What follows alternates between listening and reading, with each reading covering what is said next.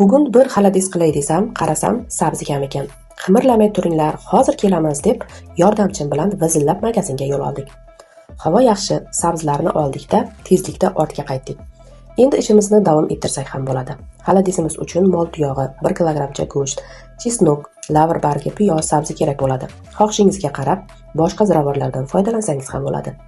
Yaxshilab yuvib, qaynagandan keyin kir suvlarini to'kib, yana suv solib, videoda ko'rsatilgandek qilib qaynatamiz. Go'shtni, sabzini olib qo'yib, yana qaynatamiz. Go'shtni esa maydalab qo'yamiz. Mana pishib ham chiqdi. Bularni suyaklaridan paylarini ajratib olamiz, idishlarga taqsimlab, sitadan o'tkazilgan bulyonlarni quyib, salqin joyda qoldirsangiz ham bo'ladi. Mana xaladislarimiz ham tayyor. Har faslning o'z xislati bor, har faslning o'z tarovati. Kumush kuzdan, zumrad bahordan qolishmaydi kuzning ziynati degandek, xaladisni ham iste'mol qilishni eng yaxshi vaqti bu qish fasli. To'qlik, energiya beradi insonga. Yoqimli ishtaha. Video yoqqan bo'lsa, yurakcha bosib, sahifamga obuna bo'lishni unutmang.